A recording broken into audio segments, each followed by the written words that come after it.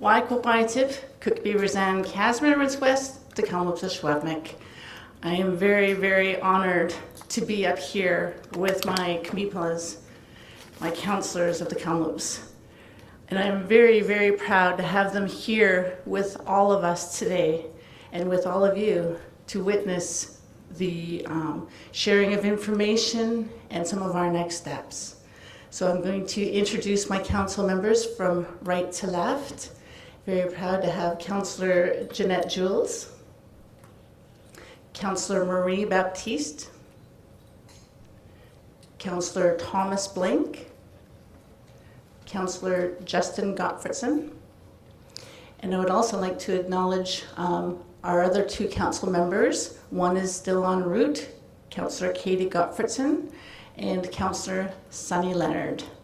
So again, I'm very, very proud and very honored to be standing with all of them here today in solidarity and unity. If you could just stay here while we get quickly to join you for.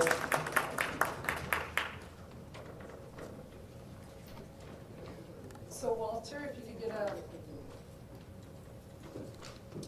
Walter, if you could give the crew a wave. Walter, Crawford. Walter, yeah, just give them a wave. Let them give you the. Thank you.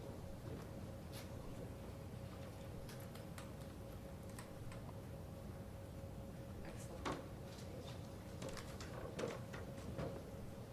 Thank you so very much. Thank you so very much to Kamloops Secwépemc Chief and Council for joining us today. Again, we acknowledge that Councillor Katie Gottfredson is en route, and we also acknowledge Councillor Sunny Leonard.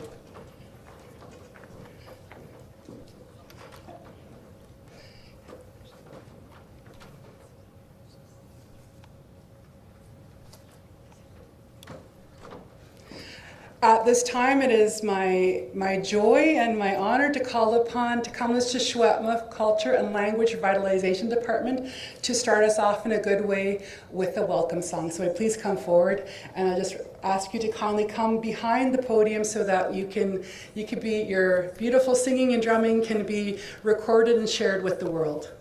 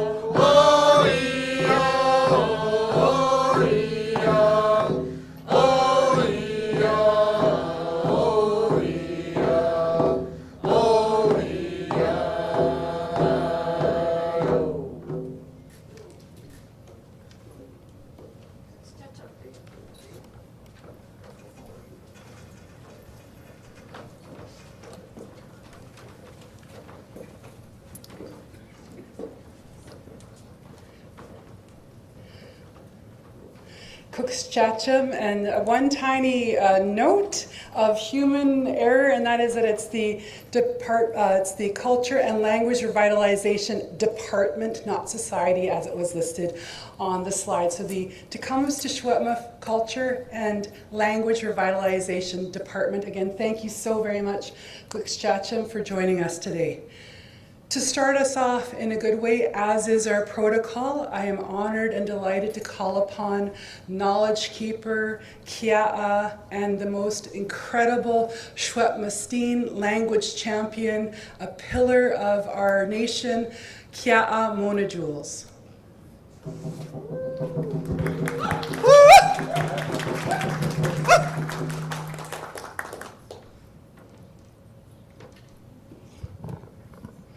While Kia'a Mona Jules is making her way to the stage, I just want to point out all the beautiful aspects that we have here that was provided to us by the department, the Culture and Language Revitalization Department, as well as pulling pieces from the Secwépemc Museum to really highlight our culture today.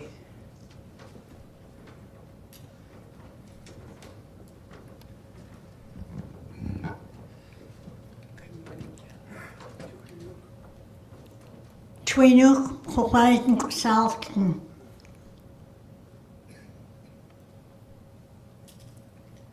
Nog een ziekte is mammeld pien de zietert. Een kent wielig en Salton. Ben meensel am ims. Smammeld het smol. Nes roche julig zit mich. Ben meendem. Het hanne zachicht mes. Kalt koekbee. Genoeg van de gewaard is het mammel te wachten alien te mich. Genoeg van de als het eelks, als je weelks, als je joods, en jou ze straks, pien wil mij jouws, kalt koekbee. Genoeg van de, dit was afwissend mich, en mijous is was des gewaard. Zo aks, of kwaltaans, of kotens, was stemmers.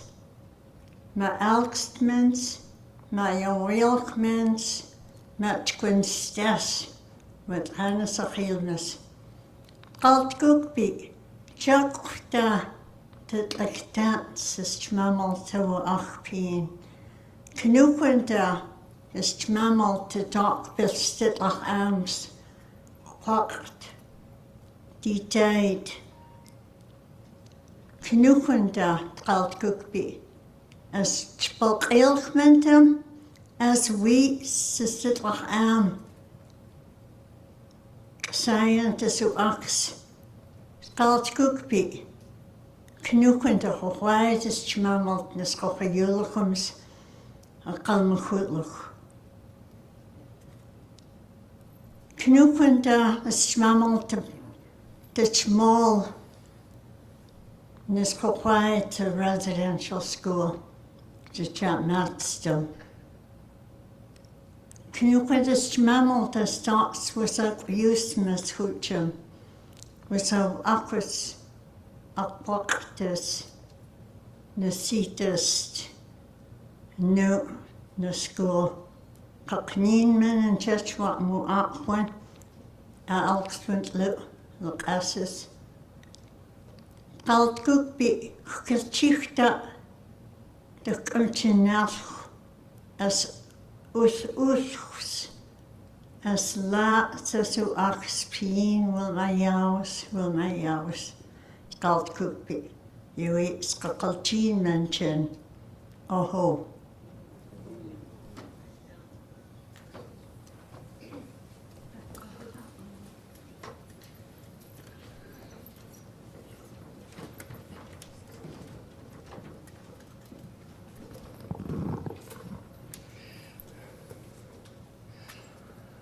My heartfelt gratitude to Kia Jules for starting us off in a good way.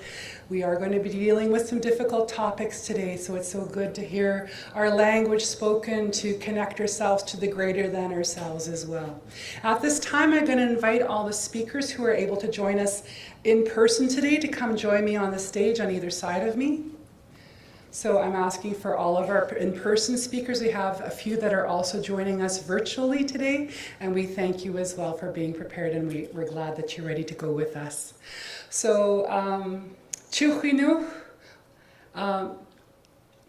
my name is Rissel Coy. I'm also known as Starlight Thunderhorse. I'm also known as Laloya. I'm also known by some other names from different ceremonies, and I'm honored today to serve as the moderator for today's public presentation, as well as for the media event that will immediately follow. My family hails from Canoe Creek First Nation as well as the Lower Statliam area. I am a member of Secwépemc First Nation, which is the Lower Statliam, but I am very closely connected, and I honor my Secwépemc relatives from the Northern Secwépemc Tk'emlúps, and I'm really delighted and honored to be here today in Secwépemc Ulu. We recognize the territory of our Secwépemc ancestors today and where we're coming to you from. We have a full agenda today. For those of you who heard me talking just before we officially got started, we are, please, again, the speakers, I'm going to ask you to come forward while I'm talking. Please come forward. Kamloops Rosanne, Sarah, others. If National Chief is here already, if she could please join us. When she gets here, we invite her to join us. I know she's, there you are. Thank you so much. So we are very fortunate, as you just heard me say. We have the Assembly of First Nations National Chief joining us today, and who will be providing some remarks. When I sent out the initial schedule, that was not yet confirmed, so we have expanded our timeline by a little bit to accommodate. Please take a seat.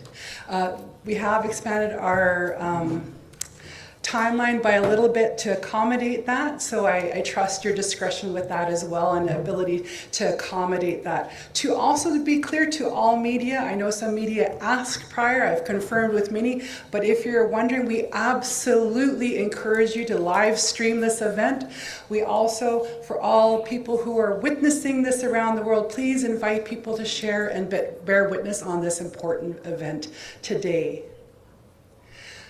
So with that, it is my pleasure to call upon Kamloops Secwépemc Rosanne Casimir for some opening remarks.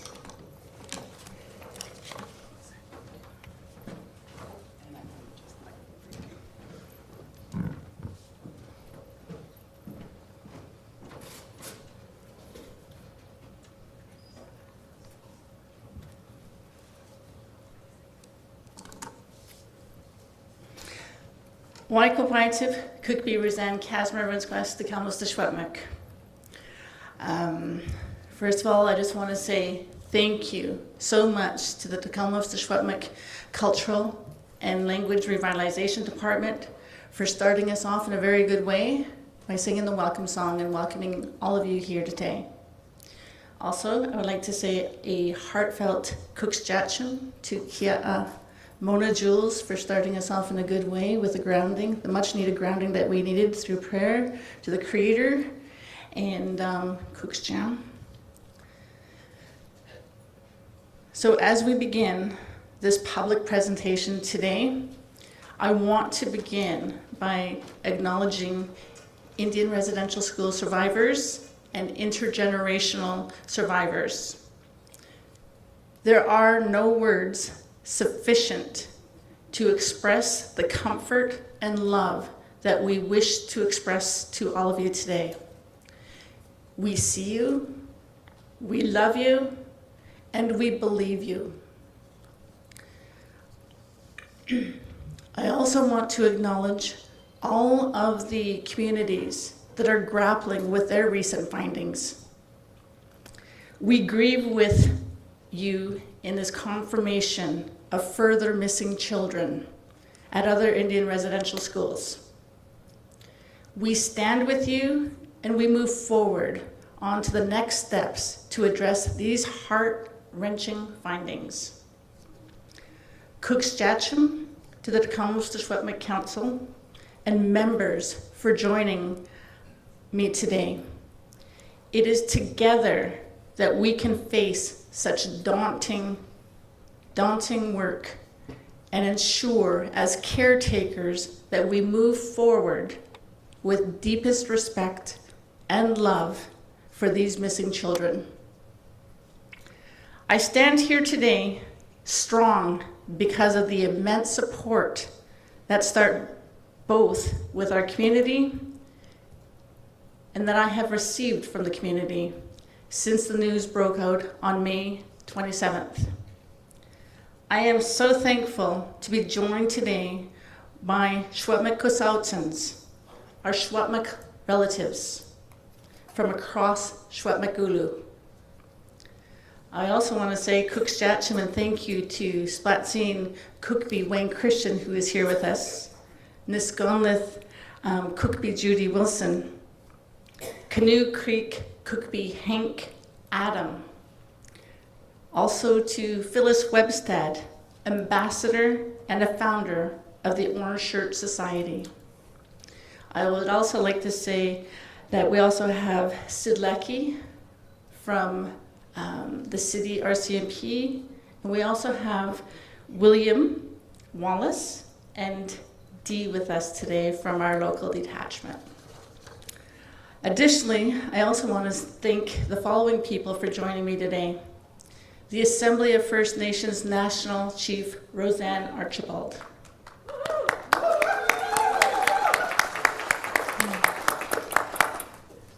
The British Columbia Assembly of First Nations Regional Terry Chiji, who is also with us. The Union of British Columbia Indian Chiefs Vice President Chief Don Tom as well as Secretary Treasurer Cookby Judy Wilson. First Nations Summit Executive Robert Phillips. And our friend, the City of Kamloops Mayor Ken Christian. So we are here today because Indian Residential School survivors and intergenerational survivors who were unrelenting in carrying those painful truths about missing children forward. From those who witnessed the abuse and neglect that could have led to death, to those who required to dig graves.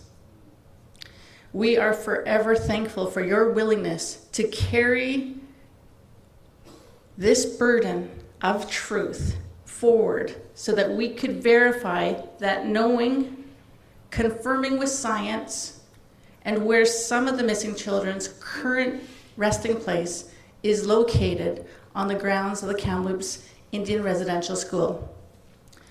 For everyone joining us today, I want to extend my heartfelt thanks. As you are bearing witness, and in doing so, you are ensuring that Indian Residential School survivors are finally being heard about the deaths of children in the residential schools after so many years of silence and disbelief. You are bearing witness to a very important truth about Indigenous people and Canada. It has been referred to as a historic dark chapter, but Indigenous people are very much alive with the repercussions that they're living today. I am so thankful for the inner strength and the fortitude that I have witnessed Indigenous people draw upon to continue forward despite the current and historic impacts that we shoulder. As I begin to delve further into the harsh reality regarding the missing children, I first wish to remind everyone this is heavy truth. For those present in person, I would like to remind you that we have cultural and wellness supports in the adjacent room across the hall. For those joining us remotely, please know that there are crisis lines that are publicly available and have been well publicized. The Kamloops Indian Residential School was run by the Roman Catholic Church, albeit that words of regret and remorse have been expressed by local and regional Roman Catholic representatives. There has never been an apology from the highest level of the Roman Catholic Church. To be clear, the Roman Catholic Church has repeatedly refused to accept responsibility or formally apologize for its direct role in the numerous and horrific abuses committed by Indigenous and children through the residential school system. Despite having operated over 70% of all residential schools in Canada, they sought to reduce their obligations to contribute funds to reconciliation purposes.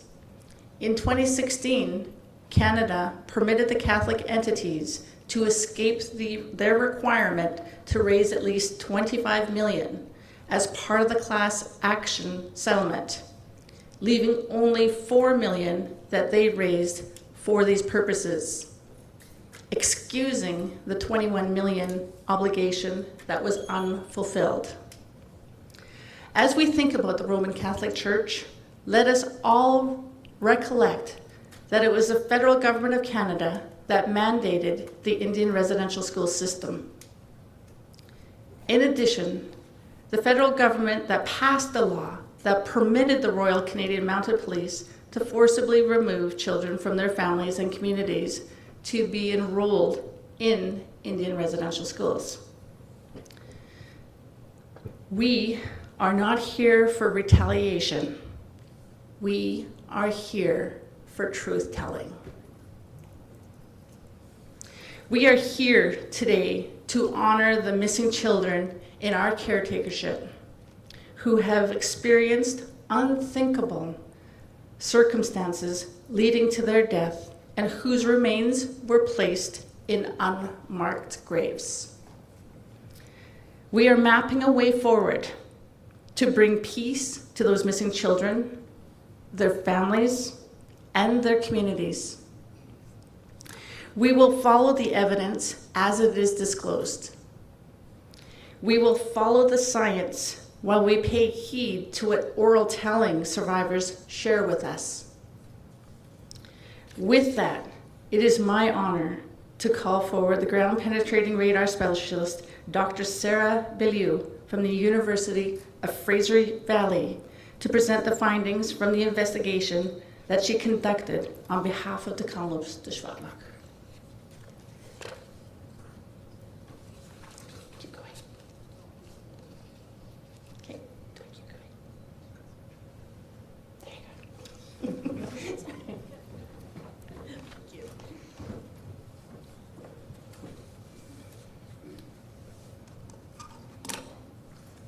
Good morning. I am Dr. Sarah Beaulieu. I'm a faculty associate in the Community Health and Social Innovation Hub at the University of the Fraser Valley. I would like to acknowledge that the University of the Fraser Valley is located on the unceded traditional territory of the Stalo people. I was honored to be invited by the Tk'emlúps based on my experience to conduct the survey of ground penetrating radar, also known as GPR. I'm closing in on a decade of work using GPR within a burial context. My experience with GPR has been used in both Indigenous cemeteries as well as city cemeteries. I have also been called upon by the Canadian First World War Interment Recognition Fund to locate unmarked prisoner of war burials as part of Canada's first national interment operations. In fact, the GPR that was used for this survey was provided by the Canadian First World War Interment Recognition Fund to help complete important work such as this. I've been asked to present the findings of this preliminary investigation. In order to do so, I will first discuss the cultural protocols pertinent to this investigation. I will then provide you with the information pertaining to the specific survey locations, Next, I will discuss the use of GPR within a burial context and present some of the common burial features that are used to make these determinations. I will also provide you with the technical slides that will present the data from the site and take you through the analysis of how these subsurface anomalies became targets of interest. And finally, I will present my findings, analysis, and discuss a path forward.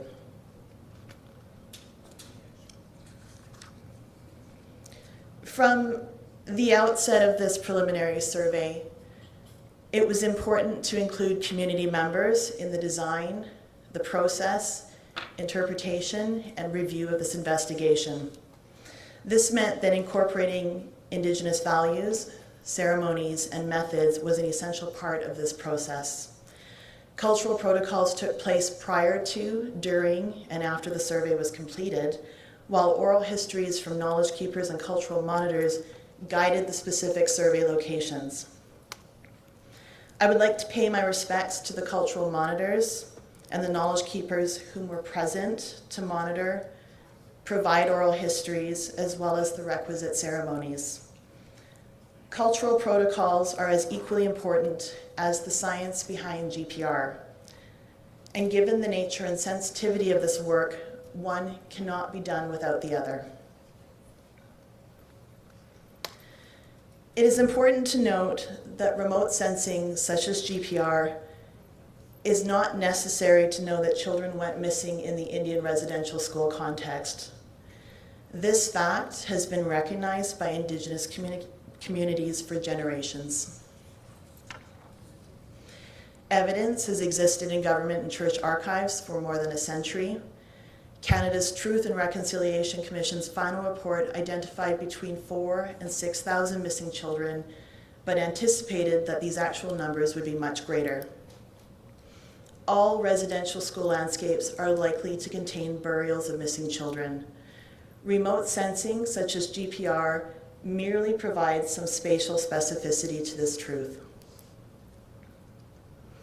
Between May 21st and 24th, 7,000 square meters of land, just under 2 acres, was covered in the location of the apple orchard at the Secwépemc Museum and Heritage Park. This area of interest was chosen for the survey based on a number of factors. First, the knowledge keepers' oral histories that recall children as young as 6 years old being woken in the night to dig holes for burials in the apple orchard. Second, a juvenile rib bone that surfaced in the same area. Third, a juvenile tooth that was excavated from a shovel test pit during an impact assessment conducted by Simon Fraser University's archaeology department. A juvenile tooth is not an indicator of loss of life, but given both discoveries, the possibility should not be discounted. As a preliminary assessment, this project sought to first ascertain the likelihood of human burials within the study area. Second, begin a preliminary assessment of the possible locations of specific burials. And finally, develop steps to further this work in order to confirm the number and location of possible burials. In GPR terminology, a subsurface anomaly refers to any irregularity noted below the surface, while a target of interest suggests that the anomaly has an increased index of suspicion for being the object of the search. As a preliminary assessment, the GPR was conducted in prospection mode. This means ranging across the study zone, following the guidance of the community members, capturing anomalies as screenshots in the digital video logger, and flagging anomaly locations on the ground for further investigation. In addition, grid surveys were conducted for in-depth study as a trial for recommended next steps. When surveying specifically for burials, there are a number of factors that we must take into account during the analysis of GPR data for subsurface anomalies. The type of burial, whether it be casket, a vault, or natural, will result in notable differences in the reflection signatures, while a casket can be further differentiated based on the material that's used, typically wood or metal. The date of the burial will also affect whether the casket is intact or has deteriorated or collapsed. Further, when surveying for natural burials with no casket, one must pay attention to the very subtle soil disturbances reflected in the data. While the depth of the burials can change based on age at time of death and the season in which the burials were dug, typically shallow graves for smaller burials such as juveniles and frozen ground prior to mechanical excavation would also affect the burial depths. Thus, when a grave was dug in the winter, prior to the use of machinery, the depth of the grave was limited by the challenge in penetrating frozen ground. The common features of a formal burial in a cemetery setting typically include a convex reflective pattern at the upper surface of a grave shaft, vertical refractive patterns at the sides of the grave shaft, a horizontal reflective pattern at the base of the grave, and also a range of possible reflective patterns for the contents of the grave. These features are not exclusive to burials. However, in areas where burials are expected, they can act as preliminary confirmation of the likelihood that burials exist and of their specific locations. This slide provides you with a visual of GPR data acquired within a typical Canadian cemetery context with formal burials. This is not data from the Kamloops Indian Residential Site. The gray screen on the right with the two red lines running through it is known as a radargram. This is what we see on our GPR screens while we are in the field. On this screen, we can see the signature hyperbolic response of an adult burial 1.8 meters below the surface. This hyperbolic response correlates with the adult burial in the blue screen on the left. The blue screen on the left is recorded in slice view and exemplifies a grid system conducted in 25 centimeter transects. This provides a bird's eye view moving incrementally below the surface where one can view the entire gridded section at once. In this case, an adult burial on the right and a child's burial on the left. It should be noted that the colors on this screen are arbitrary. Typically, dark blue represents the areas with no soil disturbance, while red represents areas with the deepest level of soil disturbance. Thank you.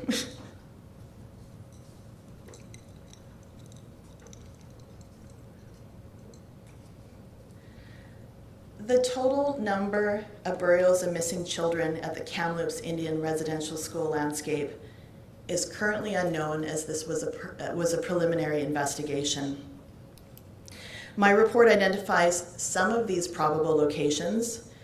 There remain over 160 acres that still require surveying before these numbers can be finalized. From my preliminary findings in May to today's results, reports providing additional information related to disturbances from archaeological impact assessments, as well as construction in parts of this area, were subsequently provided to me. These reports were reviewed in order to determine which of these locations overlapped with the GPR survey areas. After this review, it was determined that there remain 200 targets of interest in these preliminary results. Again, here, I must indicate that this is the first part of an investigation with a knowing and oral histories that tells us that there remain much more work to be done.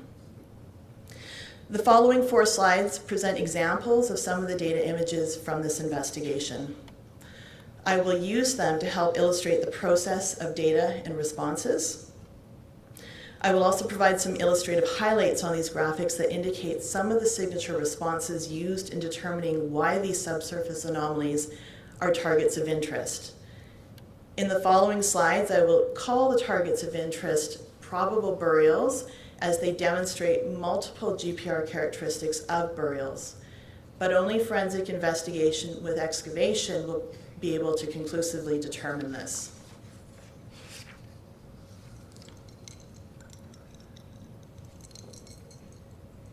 In the following screen captures, the x-axis indicates the length scanned on the surface. while the y-axis indicates the depth of anomalies below the surface. In each of the following screen captures, you will also notice a faint gray dot marked under each of these probable burials. This was a mark that I had placed on my GPR screen in the field in order to make note of these particular anomalies for further analysis. On this slide, the probable burial is located to the right of your screen.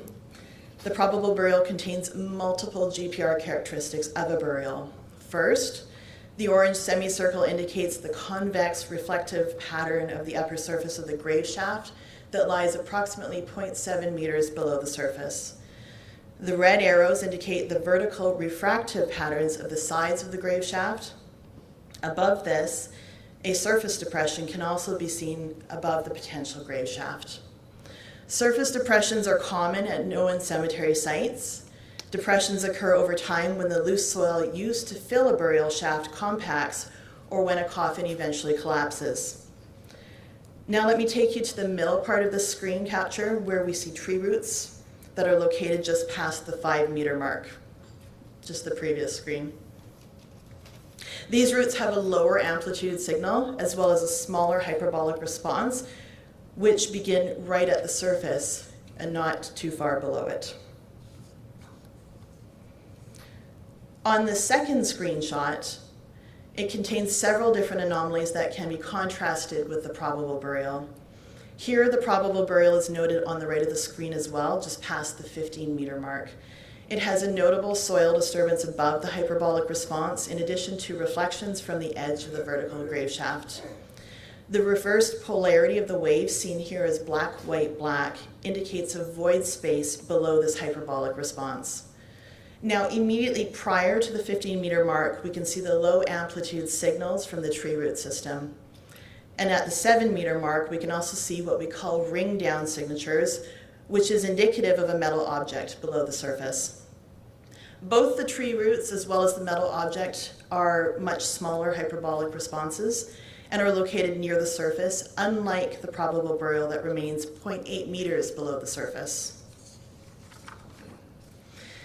In this third screen capture, the probable burial is observed with a larger, more rounded hyperbolic response just past the 20-meter mark. It also lies approximately 0.7 meters below the surface. There is a distinct soil disturbance above the area where the probable burial is located, and there's also a clay layer that abruptly terminates where the probable burial is located and continues again after it. This probable burial can be contrasted with the much smaller stone located to the left of the screen just prior to the 15-meter mark, which demonstrates a smaller, much sharper hyperbolic response. The purpose of these slides is to demonstrate that there are many different anomalies that can be seen beneath the surface, and each of these present with a different set of signatures that require a specialized skill set to analyze and interpret.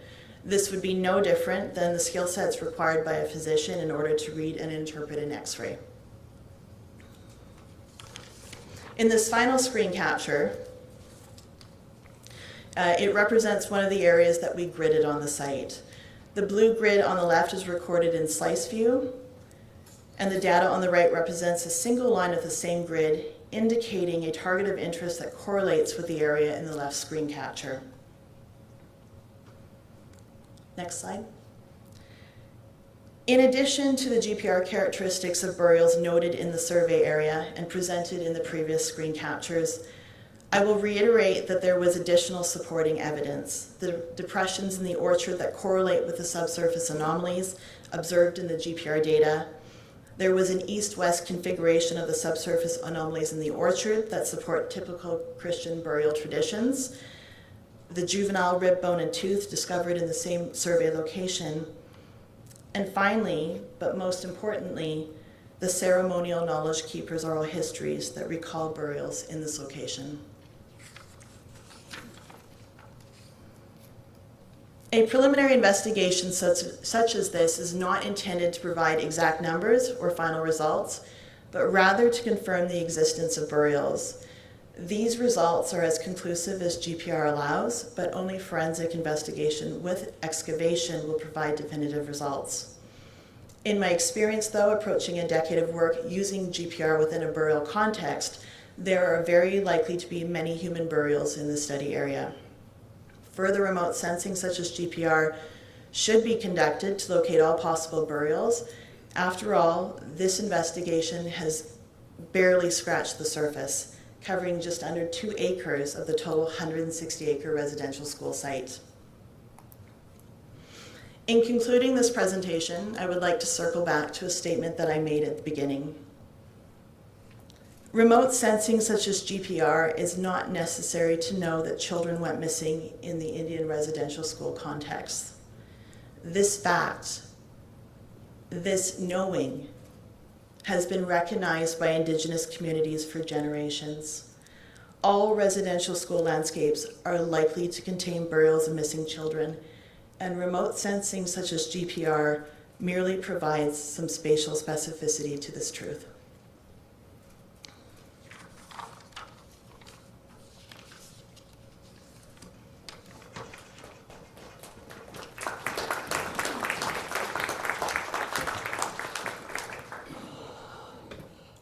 Kukschacha, I raise my hands to you, Sarah, for the diligence and dedication you have provided to Kamloops to Secwépemc on this very important file. At this time, we're going to turn virtually to Dr. Lisa Hodgnet, who is the president of the Canadian Archaeological Association. So please welcome Dr. Lisa Hodgnet. Oh, you are, I don't know if you're muted or we need to get the sound on our end. Just one moment, please, if you want to just say hello to us again till we work on the sound. We have no sound for her, so just a minute, Dr. Lisa. I'll try again. There we go, perfect. Thank you so much. Thank you. I'm Dr. Lisa Hodgetts. I'm president of the Canadian Archaeological Association, and I'm an associate professor in the Department of Anthropology at the University of Western Ontario. I'm joining you from London, Ontario today, and I want to acknowledge that London is on the traditional territories of the Anishinaabe, the Haudenosaunee, the Nathawak, and the Attawandaman peoples. I've been an archaeologist for 30 years. I'm a settler, my family's roots are in Britain, but for the last 15 years, it's been my privilege to do my archaeological work in close collaboration with Indigenous communities, and in particular with the Inuvialu of the Western Arctic. I'm very grateful to the Tk'emlúps First Nation for the invitation to be here to bear witness today. Many thanks to Dr. Beaulieu for her excellent report. It's clear that she brings a great deal of expertise and also a great deal of heart and commitment to do the work in a respectful way. In a way that's culturally appropriate. She gave us a great overview of what ground penetrating radar can and can't tell us.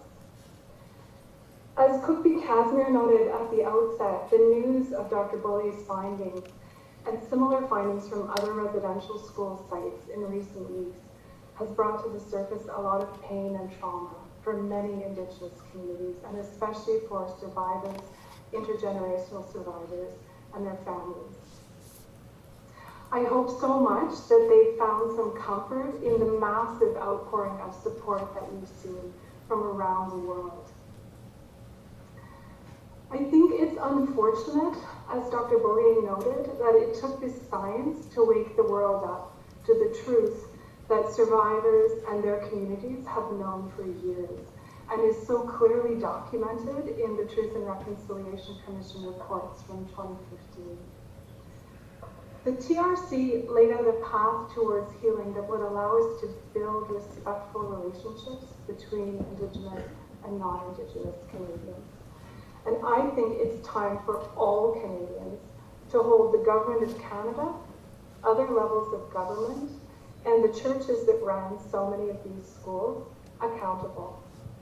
They can talk about reconciliation, but until we see real movement to implement all 94 calls to action of the TRC, those are just empty words. Given the massive size of the area around the Kamloops school, the 200 targets of interest, those probable burials that Dr. Beaulieu identified, are only the beginning. It was a very small area that she investigated, and further work is clearly required to confirm the number and the location of potential graves at the site. It's also really important that we remember that Kamloops is only one of 139 schools in the Indian Residential School system. We also know that there were other schools, day schools and residential schools, that weren't covered by the TRC. So 139 is not the whole number. We're talking clearly about thousands and thousands of missing children. And given this huge scale, I think it's clear that the funding that's currently been provided by governments for investigating and commemorating these missing children is going to fall short. Every Indigenous community has the right to self-determination. That's outlined by the TRC and in the United Nations Declaration on the Rights of Indigenous Peoples, which the Government of Canada adopted the recommendations of in 2016. And that means that communities can and should chart their own path at their own pace when it comes to their missing children. They need the resources and the time to do this important, very heavy work to the highest standard and with all the required supports in place. This is clearly not something that communities should have to pay for themselves. If communities choose to investigate unmarked graves, there are a range of options that are open to them and many different possible steps in the process. As communities navigate this path, we know that many of them have questions. The Canadian Archaeological Association is working really hard to provide a reliable, independent source of information for Indigenous communities to help them make informed decisions. Our expertise lies in the area of remote sensing to find unmarked graves, which, as I said, is only one of a series of steps that are open to communities. We've created a working group on unmarked graves that brings together archaeologists from across the country who have experience in working collaboratively and respectfully with Indigenous communities to help them find their missing children. And I'd like to hand over now to Dr. Keisha Supernant, who is the chair of our working group, so that she can say a bit more about our efforts. Thanks.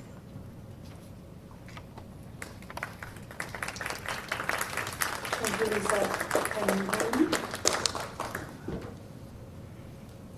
Okay, I'm on. Tanse, Keisha Supernant, Secwépemc, and Miss Kutu's Gaidan, Virginia, the Chief Mia. Hello, and I'm Dr. Keisha Supernant. I am Métis, and I'm director of the Institute of Prairie and Indigenous Archaeology, as well as an associate professor in the Department of Anthropology at the University of Alberta. And I'm also the chair of the Unmarked Graves Working Group of the Canadian Archaeological Association. I'm coming to you today from the lands of Treaty 6 and the Métis homeland in Edmonton, Alberta. And I too am honored to have been invited to participate in this event today. I want to begin by thanking the Degrees of the FAR and to support the clear communication of the results that Dr. Beaulieu had provided. It's clear from this, that there is an accurate use of best practices in an exploratory and preliminary assessment. I've been working collaboratively with Indigenous communities for over 15 years, and over the past several years have been developing capacity to apply ground penetrating radar and other remote sensing techniques to the detection of unmarked graves in many different contexts. And I am very reassured by the results presented today and confident that these results indicate a number of highly probable burials and targets that definitely warrant further investigation. And I think one of the big challenges facing communities, as my colleague Dr. Hodgetts has pointed out, is the scope and scale of the landscapes that require this investigation. This was a small portion of a large area around the Kamloops Indian Residential School, and there is much more work that needs to be done. The Unmarked Graves Working Group is committed to supporting communities should they be seeking independent expert advice around the application of remote sensing technologies to this work. And in the interest of supporting communities, we have developed some accessible resources, including a FAQ document which outlines some of the types of remote sensing that can be used and some frequently asked questions about ground penetrating radar in particular. We've also provided, from our experience doing this work with Indigenous communities, a pathways document that suggests some steps that communities might consider, recognizing that remote sensing is not usually step one. We've heard repeatedly today about the knowledge held in communities by knowledge keepers and survivors and families around where burials are likely to be on these landscapes. And while I must echo that we shouldn't require the scientific application of GPR in order to confirm or validate stories and experiences and testimonies of those survivors, there is value in providing that spatial location of these probable graves, and it's important that communities are supported in that work. We also have released this morning a best practices overview for the collection of ground penetrating radar data around unmarked burials, and specifically in terms of ground penetrating radar, and those are available on the Canadian Archaeological Association website. Our intention here is to establish and share some of those best practices around how information should be gathered from these sensitive sites in a respectful way, and using the application of ground penetrating radar to these difficult targets. And I want to emphasize that while there are a number of people who might know how to use ground penetrating radar, using the equipment does not mean you know how to apply it in order to find unmarked burials. So we're seeking to provide important information for communities so that they can make informed decisions about how they wish to proceed. I also want to emphasize that there are a suite of other remote sensing technologies that could be applicable. Ground penetrating radar works well in this context. It does not work well in all contexts. And so providing this information helps communities determine which approaches are most appropriate around their schools. I also want to emphasize that many of these schools have survivors from multiple nations, and communities need to be supported in bringing together those survivors as this work continues. And the scope and scale of it are truly immense. Communities must resource funding, expertise, and other resources that they are requesting must be provided as this work continues. We are hoping to continue to provide an independent source of expert advice should communities wish. And in the interest of supporting this, we are partnering, we've been invited to partner with Kamloops Chief on a free webinar, which will take place next week, July 22nd, beginning at 9 a.m. Pacific time. And it will review best practices around the application of remote sensing for grave detection and bring together experts from across the country to be able to explain what some of these technologies do and how they might be applied to unmarked areas around residential schools. This is a long road. There is much work yet to be done, and we're only beginning this journey that survivors and communities have been asking for a very, very long time. And I'm grateful to have been here to provide some of this information and to confirm the excellent work of Dr. Beaulieu and to support Kamloops Chief as they continue to walk this journey ahead.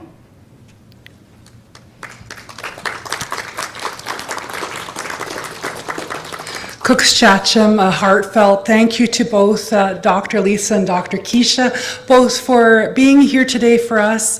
We also appreciate that you're going to be joining the Tk'emlúps Special Assembly to answer any questions, concerns, or further information that the community members who are the caretakers of these missing children may have for you. We also look forward to next Thursday, the 22nd, for that free webinar for all First Nations, Métis, and Inuit organizations and communities, and you can find more information on the Tk'emlúps website about that.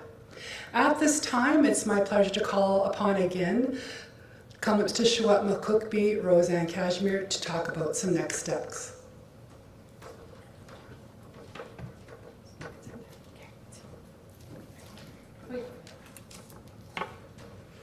Excellent. Tk'emlúps for those presentations. And, it's very important that we have, all these steps laid out and that path forward for the utmost dignity and respect. And that path, is going to guide us. So looking at some of these next steps, we'll be looking at the student records. The Kamloops Secwépemc has a responsibility and the obligation to identify the unmarked graves found within our jurisdiction. A critical first aspect to achieving those burdens is full and complete disclosure of the records held by the Canadian government and the Oblates of Mary Immaculate, specifically the student attendance records that were created by the institutions that were administered the Kamloops Indian Residential School. Those primary documents currently within the custody of the Canadian government will be of critical importance to identify those lost children. Every student who ever attended Kamloops Indian Residential School is documented in those records. We are loath to put the responsibility of identifying those lost on the survivors of Kamloops Indian Residential School who have been traumatized and re-traumatized already. Thus, we call on Prime Minister Trudeau and the Canadian government to share those attendance records as a first step in assisting the Kamloops Secwépemc in fulfilling their obligations regarding those lost without acknowledgement and as steps towards reconciliation. Similarly, the Kamloops Secwépemc calls upon the Oblates of Mary Immaculate to assist in our sacred duties by opening up their records immediately and fully.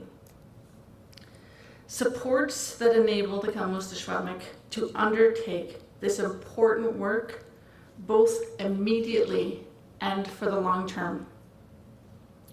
The Kamloops Secwépemc has worked diligently to prepare and submit a well thought out budget to immediately commence the important work to confirm and identify the missing children in our care.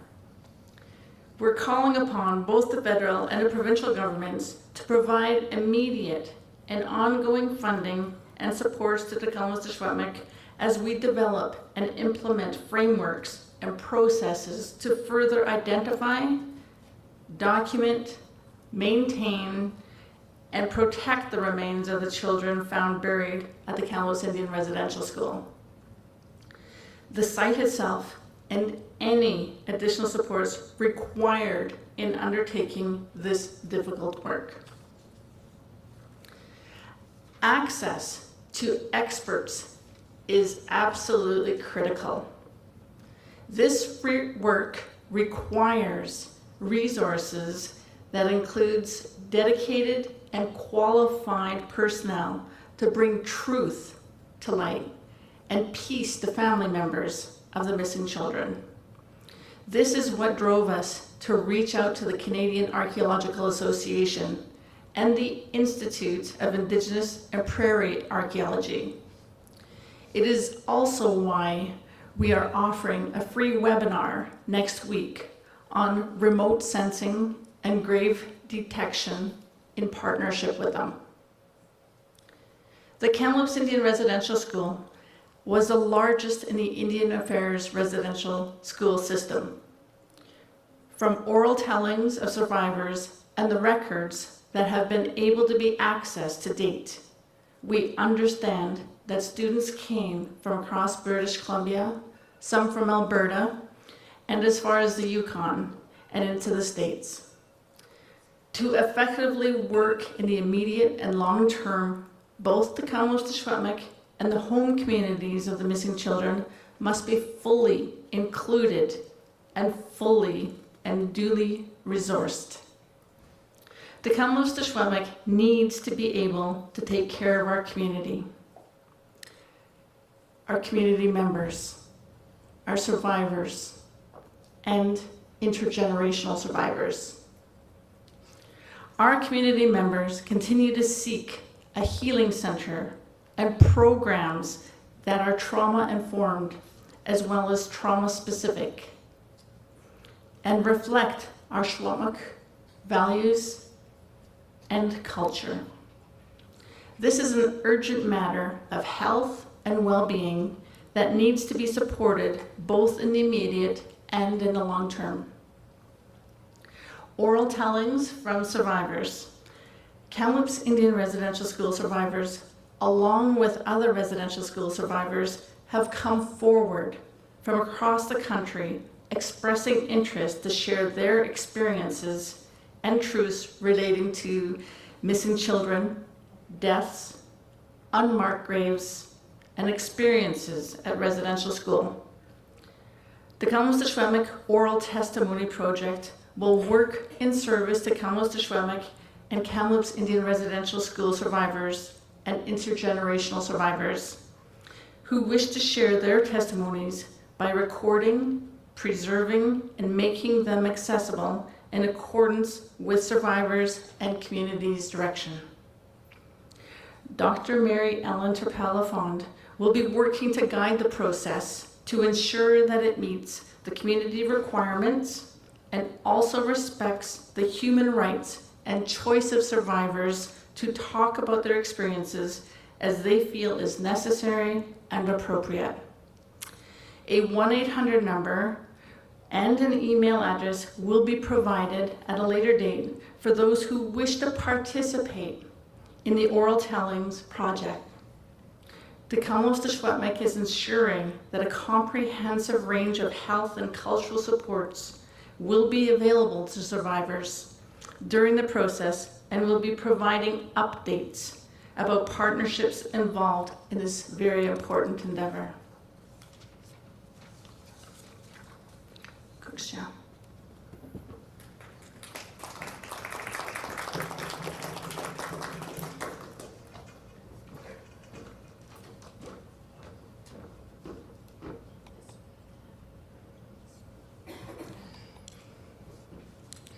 At this time, it is my honor to call forward some survivors to provide their statements. Again, I would like to remind you, for people here in the room, that we have culture and wellness supports just through these doors in the Columbia Room. And for those online, I'd like to remind you that there are wellness supports that are well publicized in 1-800 numbers. I'd like to first start off by calling forward Kia Evelyn Camille.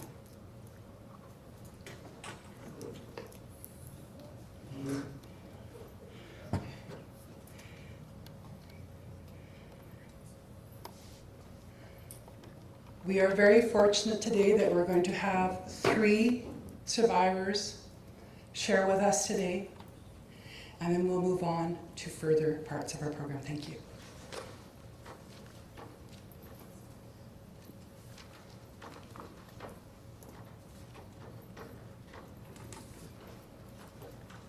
Stay here.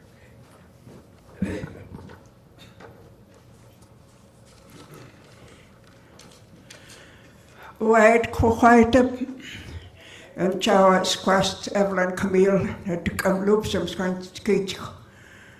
Chow Nest the Tk'emlúps Residential School 10 years. I attended the residential school for 10 years. I can't remember the age that I entered, but at that time it was legal to leave the residential school at the age of 16. And I was on my 16th year, I tried to get letters home to tell my parents to come and pick me up on the day of my birthday so I could go home. But as many of you know, or may not know, that all letters sent home was censored.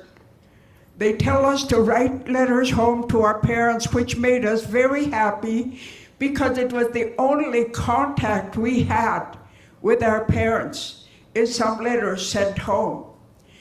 In my letters, I had tried to explain the abuse that was happening in residential schools.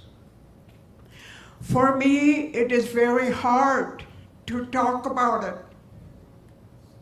I didn't even talk about the abuse in residential schools to my children. And today they're shocked to hear all what is happening, especially finding of the babies. And I told my youngest daughter, no, I didn't want you to know what happened to me. I was ashamed to be a Secwépemc. That's what residential schools taught me, to be ashamed of my identity. After walking the red road and learning who I was, which took many years in pushing back the abuses of residential schools, to learn of my identity. As many of us know how hard it is that have gone to residential schools.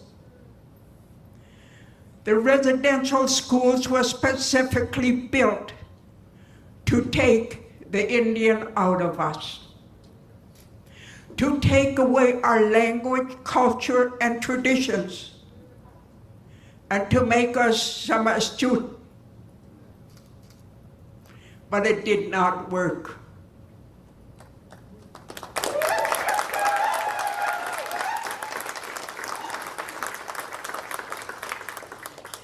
As our culture, language, and way of life is still with us. It will always remain with us to know our identities. Our children must know who they are. At a late age, my children came. Why didn't you tell us? I couldn't share my sorrows with them. Even though I had sent them to a Catholic school, St. Anne's Academy. Why did you send us to Quiet School, the Black Robe School, knowing what I went through? They questioned me later, why? At that time, I had known that the St. Anne's Academy had the highest academic standards, and I wanted my children to have the best of education until we built our own school. And now many communities have built their own school, and the way of life is being taught to the children. The respect for our culture and traditions, and the way of life of our people, of our sacred ceremonies, must not be forgotten.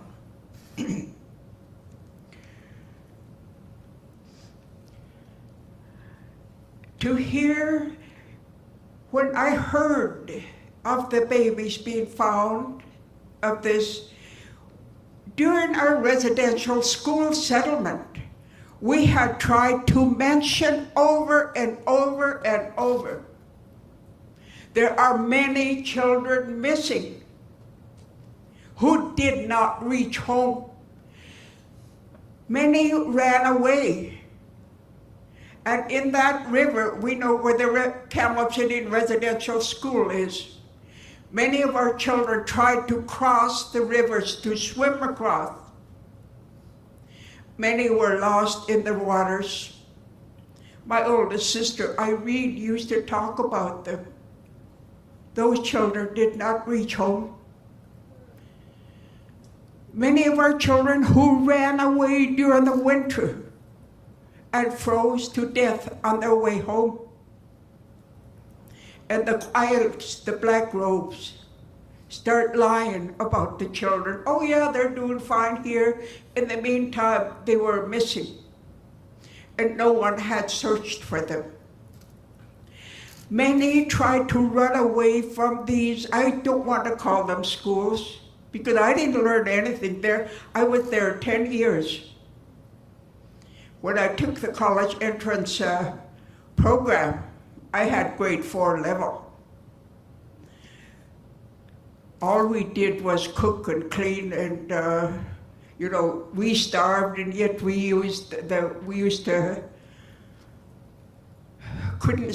had to steal much of our food in order to survive, and that's only part of our survival in residential schools. The residential schools was built to beat our language, culture, and traditions out of us. It was meant to break up our families. We know our families were strong.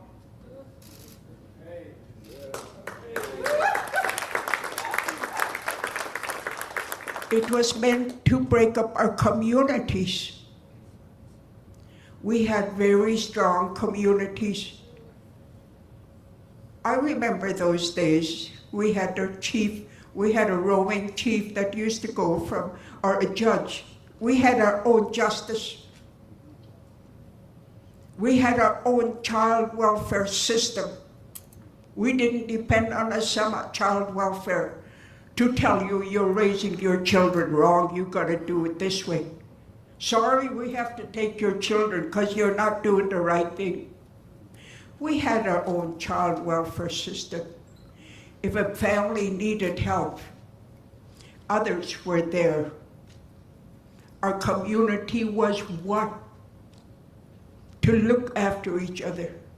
But these residential schools took that away from us.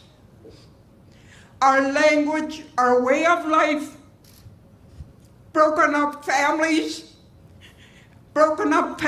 still happen today. With the Child and Family Services, we have to end that system and be responsible for our own children in our communities. That was how it was, and that is how it should be. The responsibility of our children is the families, the community.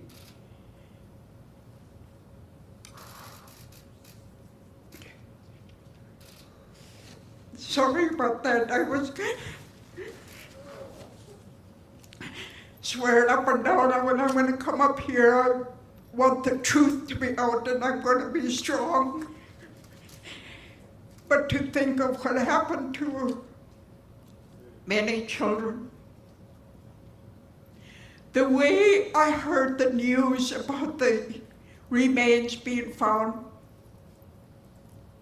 was a shock. A piece of paper was stuck to my door. I didn't even see who delivered it.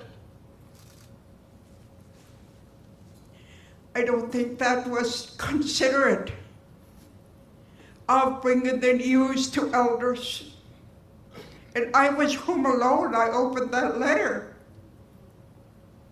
I was in shock.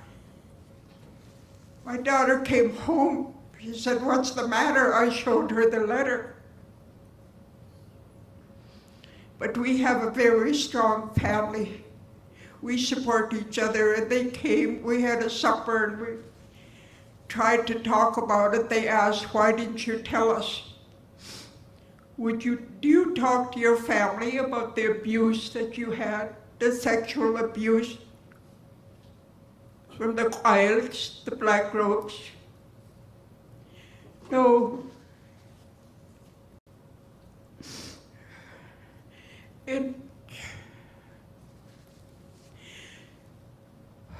The truth and reconciliation.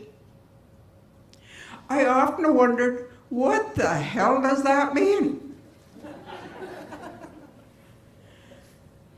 Do they want to hear the truth, really? We have tried to tell them the truth. And who are they? Who is going to listen? Reconciliation, they threw a few silver coins to us. Did that make me feel better? No. what made it worse is many of our survivors. It killed many of our survivors who could not heal themselves from the drug and the alcohol that was introduced to our people. We lost many during that settlement. That settlement did not help heal many of the wounds. Yes, it made my life a little better for a little while.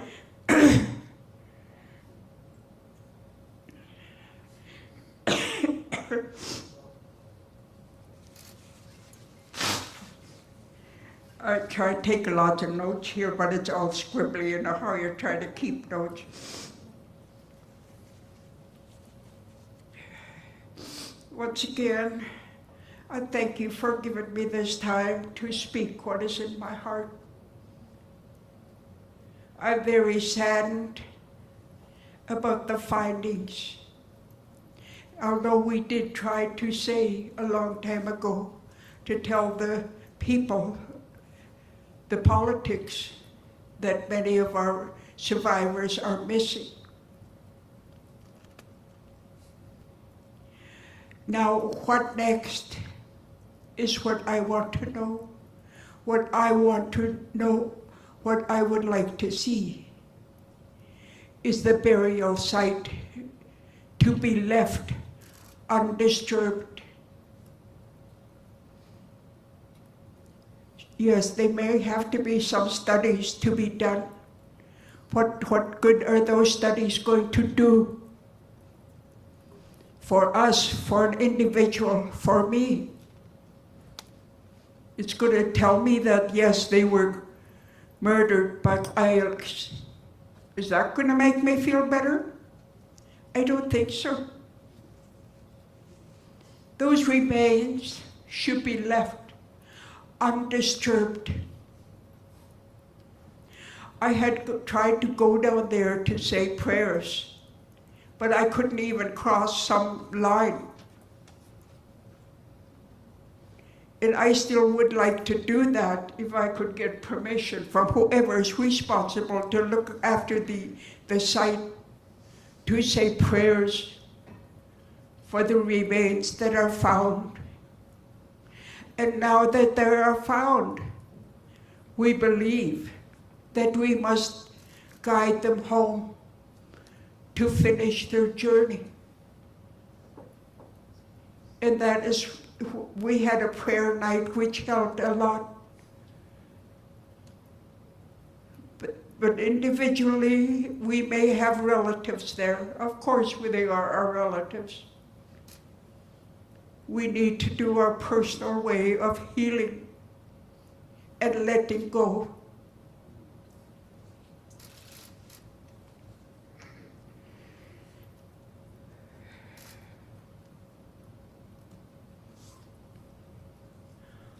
I think that's all for now.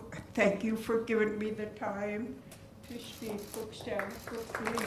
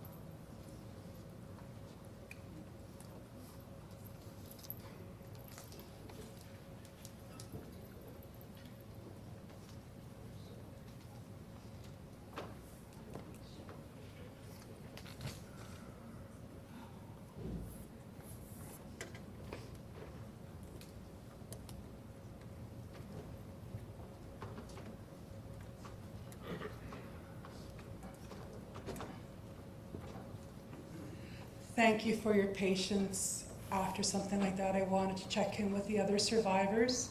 And just for everybody knowing, that was Evelyn Camille, Tk'emlúps Secwépemc or Elder, Knowledge Keeper, and Evelyn is Evelyn, Camille, Camille. At this time, it is my honor to call forward Leona Thomas.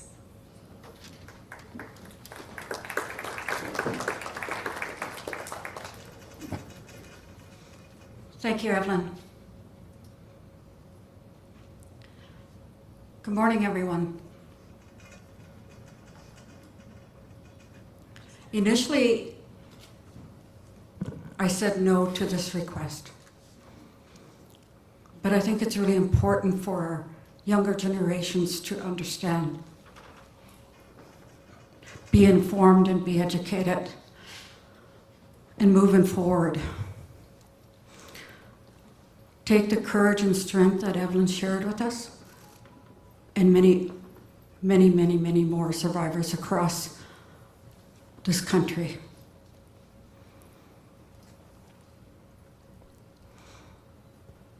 I remember my first day entering that building across the river. I was 6 years old, from 1958 to 1963 inclusive. And then 64, 65, 66, 67 to day school. I was taken from a loving home that only knew humor, laughter, love, and honor. Put into a cold, stark environment that didn't honor or respect who we were. That could not comfort a 6-year-old who was crying, wanting to go home, or wanting to be with her brother whom she was not allowed to speak with. I jumped on my brother's back going through those front doors, and they had to pry me from him. That was the first time we were ever separated. For those of you who have children that age, grandchildren that age, just imagine what that would feel like. I was put into a dancing group that learned every ethnic dance except my own. I knew how to Irish jig, I knew how to 8-hand reel, I knew how to do the Mexican hat dances. And through that learning process, this is where the abuse was really amplified. It took me a long time to be able to cry.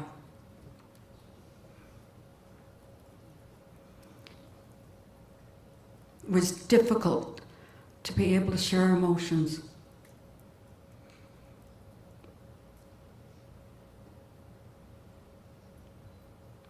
Today, not so much. I cry when I'm happy, I cry when I'm sad, and I cry when I'm joyful.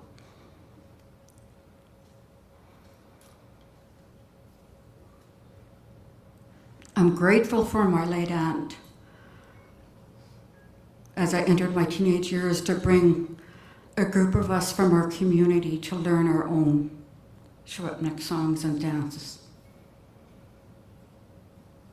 I proudly shared the swan song and taught my granddaughters when they were young to create an understanding of where they come from, a part of where they come from.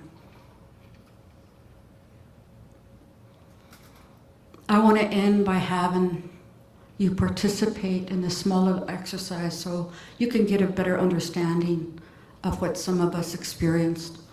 I want you to close your eyes. I want you to imagine you have a 6-year-old daughter that's been taken away from you. You have no choice. You have no one to turn to. No one believes you. That little girl, for the next 5 years, has to go into an environment that shows no love, no hugs, no support, nothing but verbal, emotional, spiritual abuse.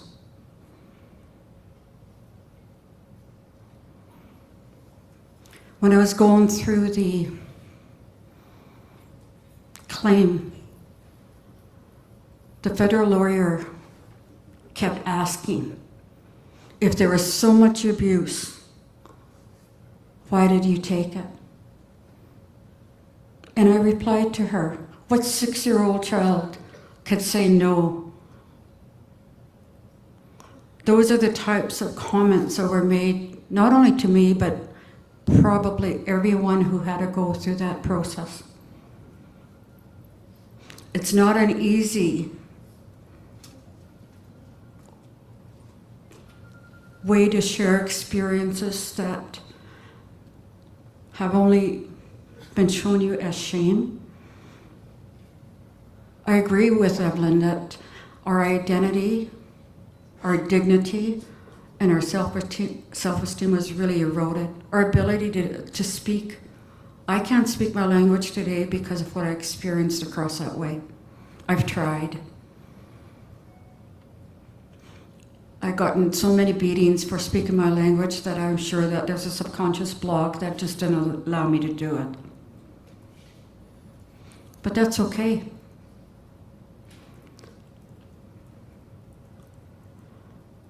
I challenge, my closing here, I challenge each and every one of you to really educate yourself around those 97 calls to action. Understand what the truth really means to us, to our families, to our nations, and push for effective reconciliation through our educational institutions, in our communities. Push your leadership to move in the right direction. And lastly, I really want to acknowledge the newly appointed National Chief. I love the fact that it's going to be a female that's leading us. Thank you for listening to me.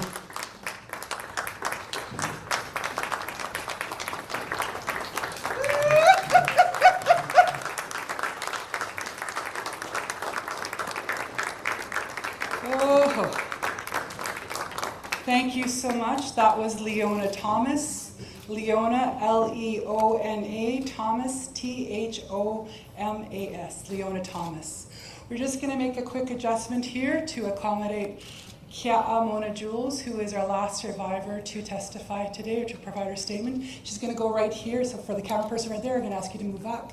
She's going to go right here to the front in front of this monitor here. If we could get a chair brought to the front and get her mic'd up as well, please. We're just going to take a moment for that.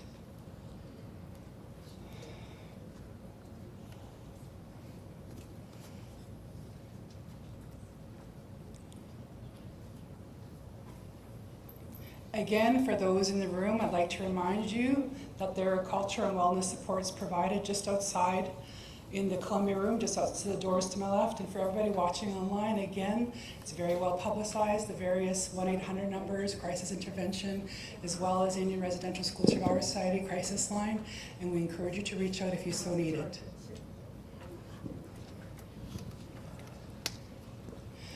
So we are so thankful that Kia'a Mona Jules started us off in a good way, and now she has chosen to come forward to share her statement as a survivor.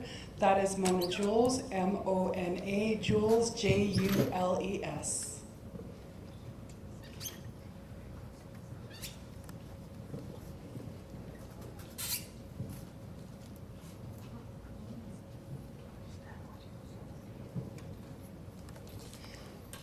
This will be our last survivor speaking today, and I'm going to ask for media to please use your utmost discretion. We are not including your survivors as part of the media event, and I also would check with anybody who's accompanying whether or not they wish to be interviewed, and I would ask that you refrain if that's at all possible. At this time, we're going to now go to Mona Jules. Hello everyone, my name is Mona Jules. My Aboriginal name is Milmanetqua. And I'm a residential school survivor. I started there around 1947-48 and continued.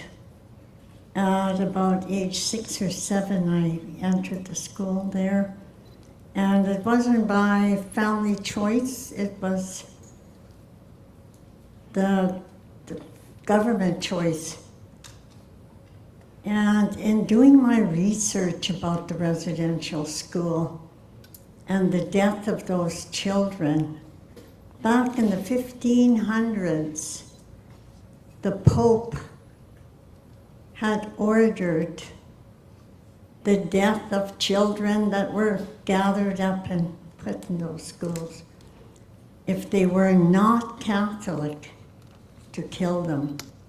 That was a cold, terrible command coming from someone in a high position. I forgot what the title of that report was. It's a field study of something. It's got a 3-word title. And it's contradicting the report that I had just finished doing a couple of weeks back for the Kamloops band. But going from there, the children that were found there, had suffered greatly. We were taken away from parents, loving, warm, loving families. We were not rich, and probably looked very poor, but we were loved, and the homes were warm. We were rich because we had farm animals, we had fields of vegetables growing. We were not really poor in the sense that we weren't probably richly clothed and so on, but we were rich in many other ways. We had grandparents and parents who spoke fluently, and we all lived together. I had about 12 siblings. Every one of us were fluent in the language, and my grandmother made sure of that. She absolutely refused to speak English. And when we went to the residential school, all of that changed. And when I got there at a young age, I couldn't understand anyone. The whole school sounded like a beehive. The buzzing and the noise, I just looked from face to face. I couldn't understand anything. And when I first got there on my first day, the principal carried me up the stairs, up to the dorm. And I often wondered years later if that was correct. Was it right for him to do that? Everyone was at a movie. He took me upstairs, found a bed for me, and the bed seemed very high. I couldn't get off it after he left. And he helped me on with a nightgown and asked me if I knew how to say my prayers. I told him, yes, I know how to say my prayers. I was shaking my head. I could understand him a little bit because I had older siblings who had attended the school. And they spoke English, but when they spoke to my grandmother and the rest of us, they had to speak the language. So everybody was gone. I was alone in that dark dorm, and I cried myself to sleep. I was wondering when my mother would come to pick me up. When was my mom and dad going to show up? And rescue me, take me away from this cold place. We had siblings, but we were all separated. My brother was taken to the boys' side. My older sister was taken to a different part of the school. So we were all separated. And after hearing about those children being found along the orchards and other places, I often wondered what would have happened if I hadn't been able to say my night prayers in my language. Would my life have been snuffed out because I wasn't Catholic? My mother and my grandmother were very devout Catholics, and they taught us prayers, night prayers, and so on in our language. And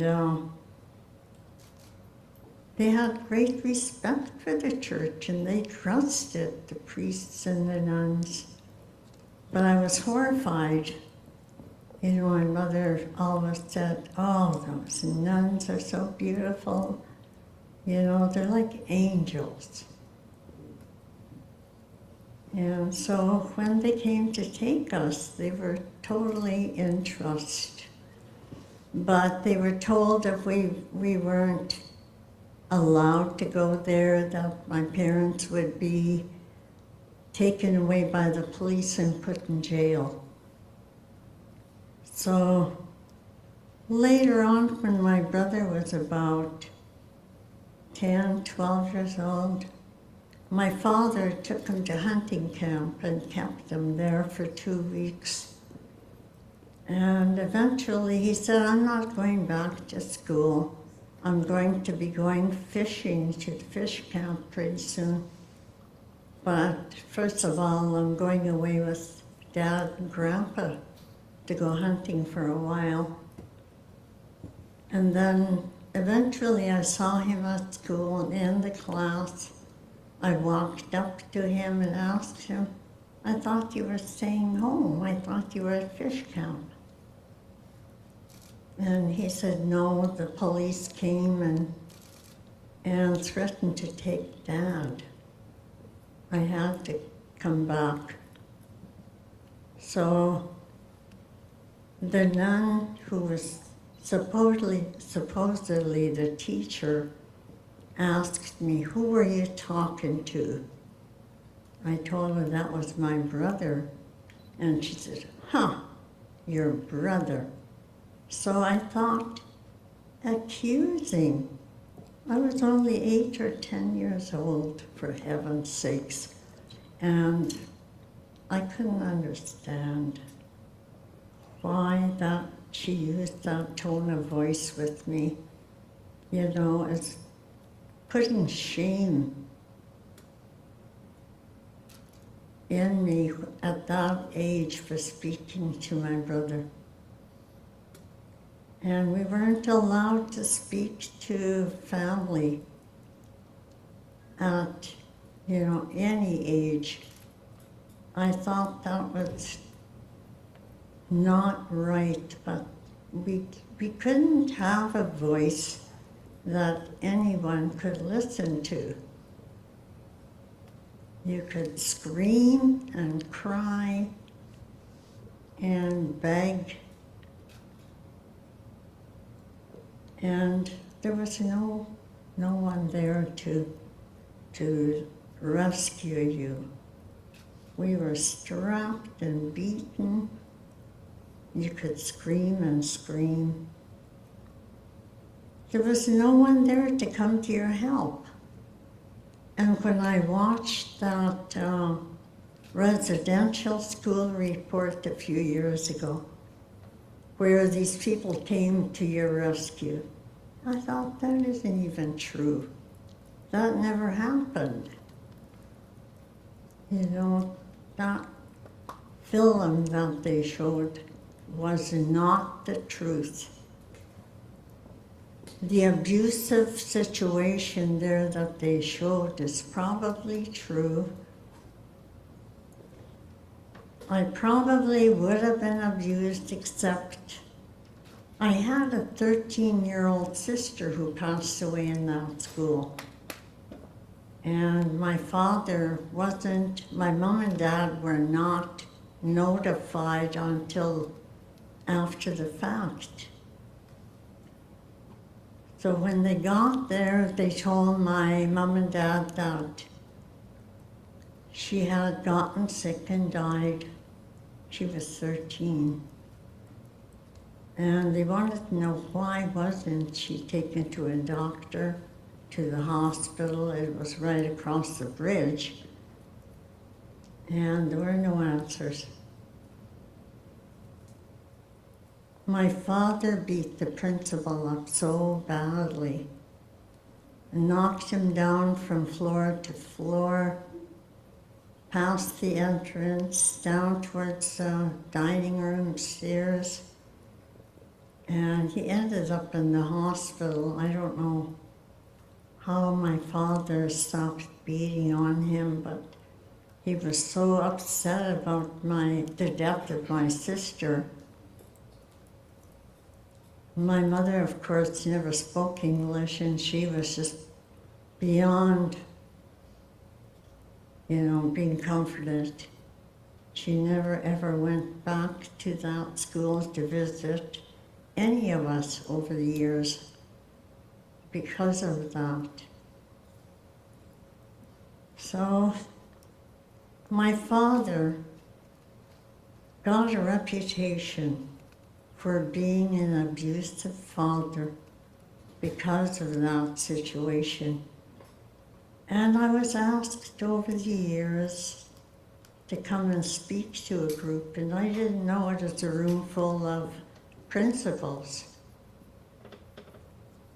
And I told them that story, and I told them, if anyone ever lays a hand on my grandchildren, I would go storming in the school to raise hell with everyone there. So I found out later that they were all principals there, and one of them had stood up and spoken up after. I worked as a language coordinator for 15 years at the Secwépemc Cultural Education Society. And I spent my life reviving the language among anyone and everyone who wanted to learn. I taught for Simon Fraser University as a second course at night. I worked from 8 till 4 for the language department, and from 4:30 till 8 o'clock for Simon Fraser, teaching the language. And I started that in '97, but before that I worked with linguists and specialists to set up reading and writing programs. I was fluent in the language, but I had to learn how to read and write it in order to teach it. So that took many years. I continued and finally retired in December of 2020. And then my health started deteriorating rapidly soon after. So I've spent years trying to revive what that school had snuffed out. And it's working. We have many of our young people who speak it, and they're running language departments, having meetings in the language, speaking to one another. I still work with them when I can, and I'll continue to do that for as long as I can. Thank you all for taking the time to listen to the survivors of the residential school.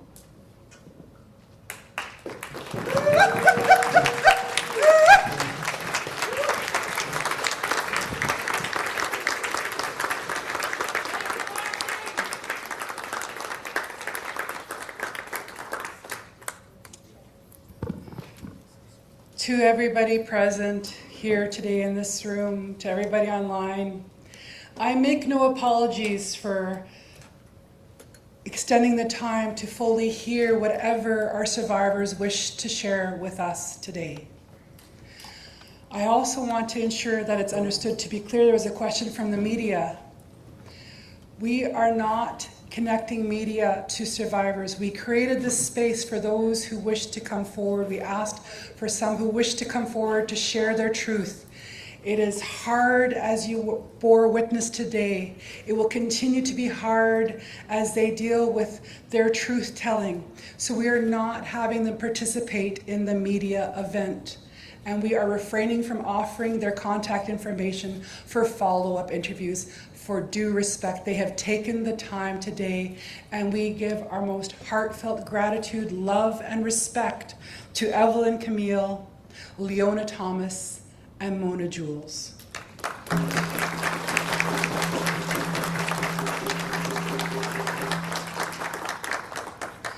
We know that now that you have unpacked yourselves and those memories, there is some repacking and healing, and we know that it is a journey that you have chosen to take on our behalf at our bequest. And we thank you, we pray for that healing and that being heard to provide at least some measure of comfort. We see you. At this time, it is my honor to call upon newly elected National Chief Rosanne Archibald from the Assembly of First Nations.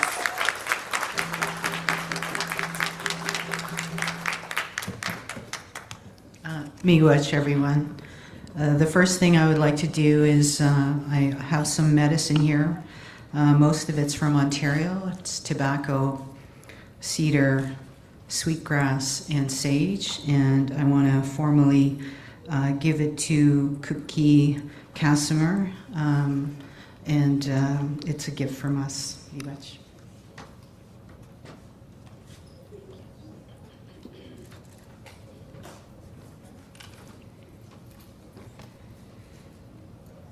I do want to take some time.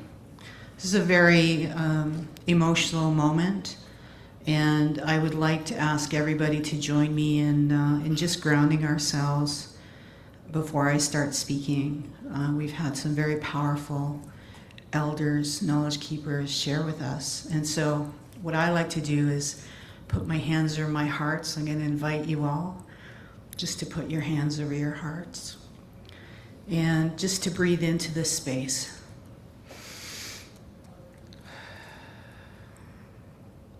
This is where our love is. This is what we have to ground our work in as we move through this very difficult time. Just keep breathing into that space so that we can ground ourselves in love. Miigwech. Ochimaswe. Okawakanik, Okawakanishishuk, Gishihok, Secwépemc, Nishta Oshkanigwak, Rosanne Archibald, Nitishnikassan, Dago Dagmosh, Gatako.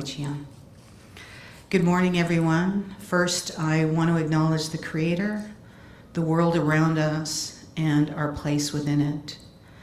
I'm honored to be here in Tk'emlúps, Secwépemc traditional territory, and acknowledge all of you who are watching virtually on your traditional lands. Miigwech Tk'emlúps Secwépemc Cultural and Language Revitalization Department for the welcoming song, and Knowledge Keeper Mona Jules for the opening prayer.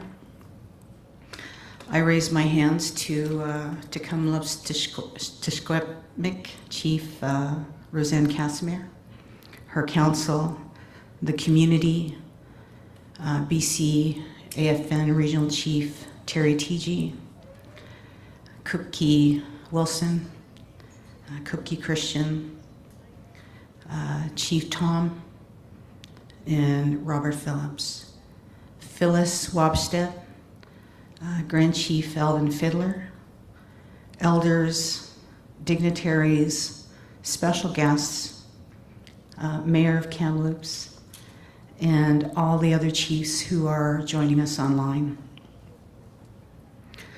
Most importantly, I would like to say miigwech to the Kamloops Indian Residential School survivors who are joining us here in person, and all of those survivors who are watching online. Ninanaskamun, which in my language means I am thankful, I am grateful, I thank you. Ninanaskamun, Evelyn Camille, Leona Thomas, Mona Jules, who spoke their truth so powerfully. Let's also remember all the little ones who never made it home. I also want to acknowledge the intergenerational survivors. Anishinaabe scholar Dr. Pamela Toulouse wrote, 100% of First Nations people suffer from intergenerational trauma, 100%. We are all survivors, and we are all doing our best to heal and walk forward with dignity. This is an important day for us as First Nations people, as Indigenous people. Here in Secwépemc territory, in these sacred lands, Canadians and the world first learned about how 215 innocent children died and were buried in unmarked graves. This is a crime against humanity. This is a crime against little children. The United Nations has called this genocide. We call this genocide. This ground-penetrating radar technology is revealing evidence, undisputable proof that crimes were committed. Chief Cadmus Delorme, when speaking about the children in Cowessess, stated, "This is a crime scene." And crimes have to be investigated. The criminals must be held to account. What's equally important is that these little ones were loved. We heard one of the elders say that earlier. They were cared for by their families and communities when they were forcibly removed, often by the RCMP and Indian agents. Certainly, it started with government policy, with the collusion of religious institutions, in this case, the Catholic Church. The report findings today show that this recovery of our children is not over, and there will be many reports to come. On Monday, we learned of the recovery of the ancestors in Penal-Lakut First Nation, and my prayers go out to them. People and media have been referring to them as discoveries. These are not discoveries. These are recoveries. It's time to find our children and bring them home. This agonizing exercise and grim reminder of this country's history will continue until we recover all of our family members and bring them home to rest in peace through proper ceremony. For many Canadians and people around the world, these recent recoveries of our children, buried, nameless, unmarked, lost, and without ceremony is shocking and unbelievable, but not for us. We have always known, and we heard one of the knowledge keepers say that earlier, we have always known from the very beginning that many of our children did not survive.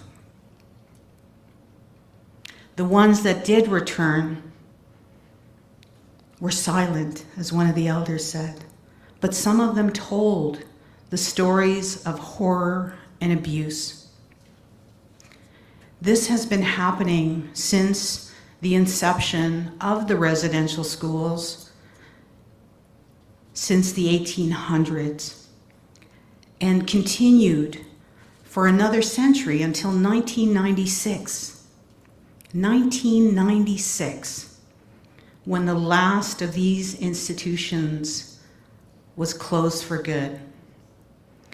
But even after these institutions of assimilation and genocide closed, survivors and thousands of families continue to suffer.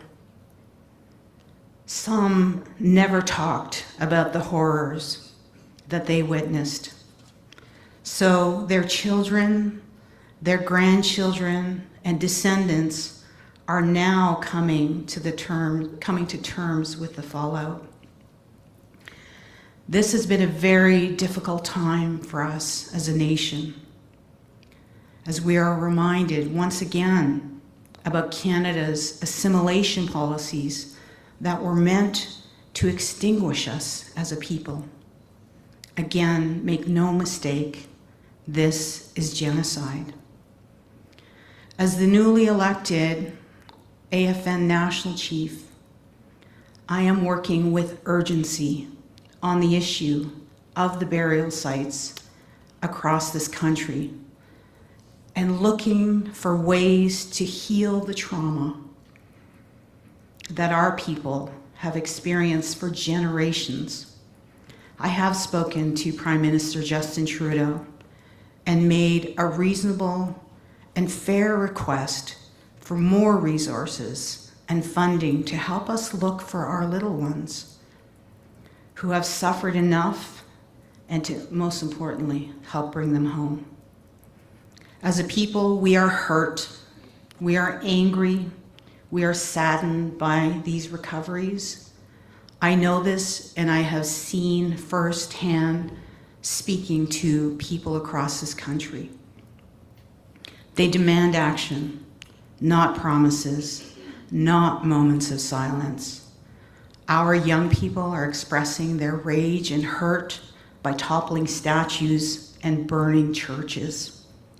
But we must do more than tear down the symbols of destructive colonization. I ask our allies to stand shoulder to shoulder with us to rebuild, recover, heal, and move forward together.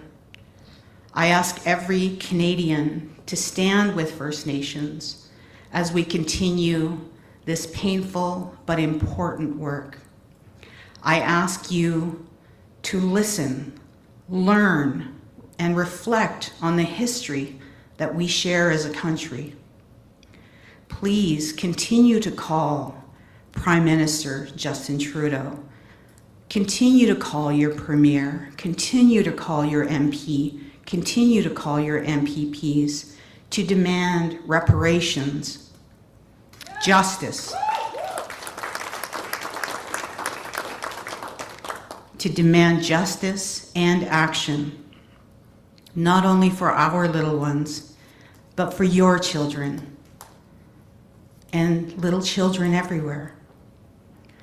There must be truth before reconciliation, and there is much to do, and my team and the AFN regional chiefs have hit the ground running. There is great hope and light as we move to rebuild, restructure, and heal. Let's bring our little ones home. Ninanaskamon, again, which means I am thankful, I am grateful, I thank you, Ngisakitin, which means I love you.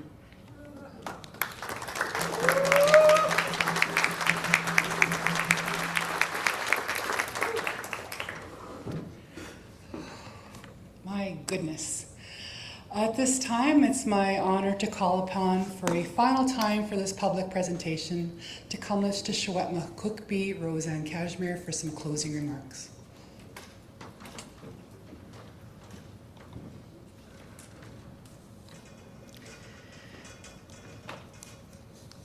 First of all, I just want to take a deep breath. Feel that. And, I just want to say Kuksjatchum to our survivors who had shared today. That meant so much. And to hear that, those truths, to be shared. Kuksjam. Kuksjam. So, again, I just want to thank everyone here who was here to witness, to share, and learn the information that we have to date. And, hearing some of those steps that are going forth and next. And so I just wanted to, close with a few remarks and statements. So first of all, I just wanted to say to the Prime Minister of Canada, Justin Trudeau, we're still waiting for you to reach out to us to acknowledge the latest truths from the Kamloops Indian Residential School. I look forward to a fulsome conversation where we can finalize the details of the federal government providing the needed supports as well as access to our student records, and also to continue to shed light on our missing children that are buried in our care. We also want to invite you to come and join us in our powwow arbor this September 30th to interact with the Kamloops Indian Residential School survivors for the very first National Day for Truth and Reconciliation.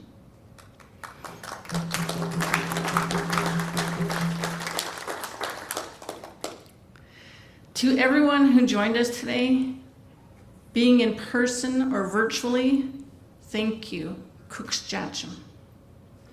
A special thanks for National Chief Rosanne Archibald for coming to join us today to bear witness, but also speak truth to power on the next steps for a national plan. Kuksjam. Now, aware of their lost loved ones, maybe buried, home communities, and families of missing children, we seek peace and knowing as soon as possible.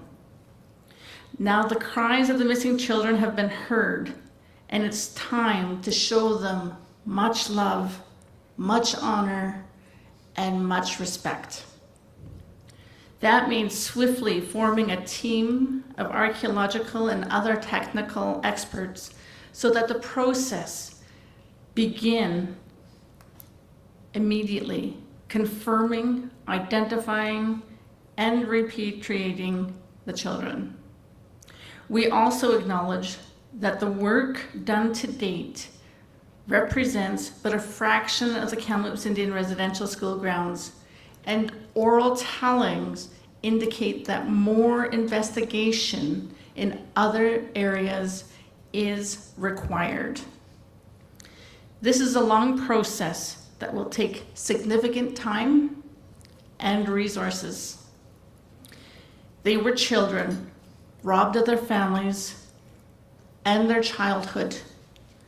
We need to now give them the dignity that they never had. Those are our next steps.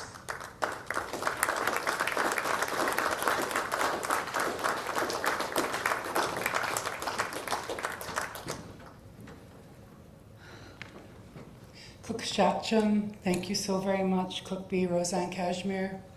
Thank you to everybody joining us today for the public presentation. You're very welcome to stay for the media event and listen to the questions that are going to be asked to speakers here today. As I have indicated, we are not calling upon the survivors. We are so grateful for the heavy lifting they already did today. We're just going to take a very short break just to transition to with technology and everything else for the setup for the media event. I do have to be a party pooper, remind you. Unfortunately, the milling that we're used to doing due to COVID protocols, it is stated through our public health authorities that that is not the sort of thing that people want or is encouraged to do today. Again, if you're double vaccinated and it's been more than 14 days, a mask is not required but is recommended. So Cookschatcham, thank you so very much everybody for joining us today. We're going to take a very short break for everybody who's still online and wishes to participate. We're just going to take a very short break. Thank you. Hi there, my name is Neetu Garcha. I'm a journalist with Global News. First of all, my heart and my thoughts are with you, Chief Casimir, and the entire Tk'emlúps Secwépemc First Nation. My condolences to all of you. It was mentioned, and perhaps Sarah, you're the best person to answer this question, that part of the reason these 2 acres out of 160 were selected for this GPR survey was because a juvenile rib bone and a tooth were discovered. Do you have any details on when those were discovered and by who? And if I can ask a follow-up after, I would appreciate. No, okay, that's okay. I'm very strict on this one. You get That's one okay. question, make it good. Thank you. Thank you. So we're going to Sarah Beaulieu, right to my first person to my right, please. Not yet? Not yet.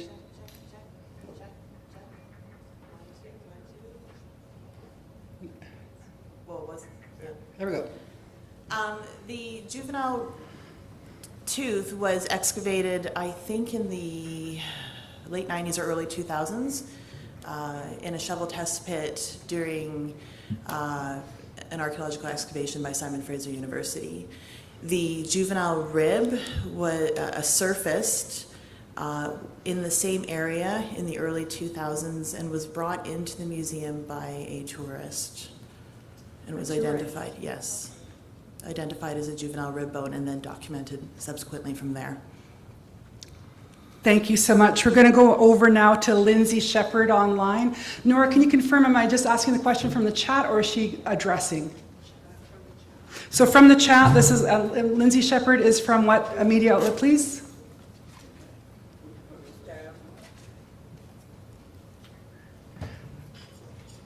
Identify yourself in the chat, Lindsay Shepherd, of what media outlet you're from. We'll go to the next question on the floor. Thank you so much. True North? So Lindsay Shepherd from True North, the question is for Sarah. Excavation plans to gain forensic evidence. Sorry, one more time? Excavation plans to gain forensic evidence. I think with regards to forensics and anything else, social justice issues, it needs to be community-led. It wouldn't really be a question for myself to answer, but Chief Cookpee. Thank you very much. We're going to go to the floor. Please identify yourself, what media outlet, and who you're addressing the question to, then your question. Hello, it's Dirk Meisner. I'm a reporter with the Canadian Press, and this question is to Chief Casimir. It kind of goes on to the question just before. You had one of the survivors today say, leave the site alone, leave it undisturbed, don't disturb it. We're kind of hearing throughout this today that you might have to do more work, which includes excavation or digging. What more, I'm asking, what more are you planning to do? Check. Thank you for the question. So I do know that we at TTS are community driven. We do know that our membership has been grappling with the information that has been shared. And we do know that every step that we do take moving forward, we're going to be having the community consultation with our membership. And of course, you know, there's been many questions surrounding, you know, it being a crime scene and what those steps. First and foremost, it is about love, honor, and respect, and dignity moving forward. Thank you very much. We have Julio Reves from FA, I believe it is FA, and he asks for National Chief Archibald. Who will investigate crime scenes and what are the askings of the federal government? So Chief Archibald, National Chief Archibald. What's the second part? Who will investigate the crime scenes and what are you asking of the federal government? These are crime scenes, and so we we need some kind of independent investigation. We know that, for example, the RCMP are a part of children being taken from their families and communities, and so we need some kind of independent investigator on this process. And we need also international examination into these crimes. We did have a recent resolution passed at the AFNAGA on the International Criminal Court being involved in this process. And so there are a number of moving parts that we still have to figure out. An investigation must occur, absolutely. And the federal government, their role is to make sure that records are provided, that they work with First Nation communities on the ground. As Chief Casimir just said, this has to be a community-driven process. And so we would look to the federal government certainly to provide the resources that we need to conduct thorough investigations. We heard earlier about forensics, investigations of the sites. There are many layers to this, and the federal government in one way is in a conflict of interest because it was their policies that actually initiated residential schools in Canada. At the same time, they have to be accountable. They have to be responsible. And so these are conversations that I am going to be having at some point with Prime Minister Justin Trudeau and members of his cabinet. We'll keep you posted. Miigwech. Thank you so much. We're going to go to the floor. There we go. Okay. My name's Jill Makashon. I'm with CTV National News, and this is a question for you, Dr. Is it Sarah Beaulieu? Am I saying that right? We had initially, in the beginning phases, heard of 215 potential unmarked graves. We just want clarification. 200 anomalies now. Is it more of a, are we understanding now more of the actual grave sites as opposed to what we first saw in late May? No, nothing's changed. With ground penetrating radar, we can never say definitively that they are human remains until you excavate, which is why we need to hold back a little bit and say that they are probable burials. They are targets of interest for sure. They have signatures, multiple signatures that present like burials. But because of that, we do need to say that they are probable until one excavates. Very good, thank you. Thank you very much. Going to online, we have Zhang Li from City News for Cookbeat. Can your community provide similar communities with costs of investigation?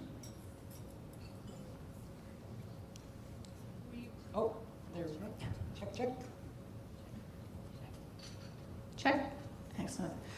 Thank you for that question. I know right now I can't exactly say what those numbers are until they're approved from the federal government, but we do know that there is a lot of work that needs to get done from every aspect, from looking at the costs that we've incurred to date, having to put up security and security at many levels, and also looking at the levels of professionals that we need to bring in to do those steps.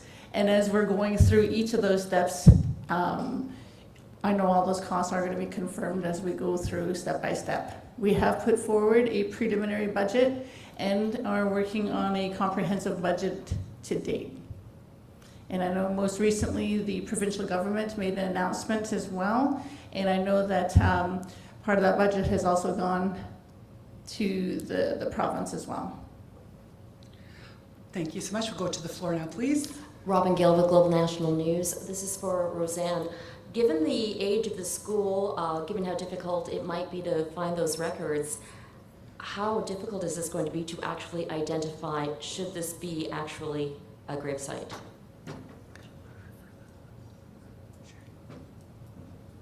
We're going to refer that question to Don Worm, who is our legal counsel, to provide technical support. Can you repeat the question, please? Given the school is very old, given the fact that record keeping may not be accurate, how difficult is it going to be to actually identify should there actually be remains in those graves? Well, I think what we can say firstly is that it's undeniable that those are graves. There is no question that there have been children gone missing. Our knowledge keepers from this community have told us so. We believe them. The work that needs to follow up on that has been outlined by Dr. Beaulieu. It is difficult work, but I think what you have borne witness today is a diligent community, is a powerful community that has worked extremely hard at revitalizing themselves, not just their culture and their language, but indeed their families and their people. I think that what you have seen is a fiercely independent nation, one that it is more than capable and exceptionally competent to engage in the sacred work as it's been described going forward. We are ready to engage in this work, and we have the experts on hand to be able to get on with the identification of these individuals and to conduct, as would be culturally appropriate, what type of excavations or exhumations that we have to go forward in terms of identifying these souls. Finally, once identified, there is, of course, a measure to be able to determine not just their identity, but where are their homelands and where would they be repatriated to. You heard from Cookpee that the children who were interned at this place came from all over British Columbia and indeed northern Alberta and the Yukon as well. The work that is necessary is being done by competent people. You have the Culture and Language Department who have been extremely busy on this. They remind us of the cultural protocols that we are obliged to follow in the work going forward. Yes, there are concerns that there are differences in wishes, that some people wish the place to remain undisturbed. There are others who are calling for the identification of these people because they know that these are their children. We need to balance those competing interests, and with the assistance of and the capabilities of this community and the experts that they already have, this work will be done. Thank you.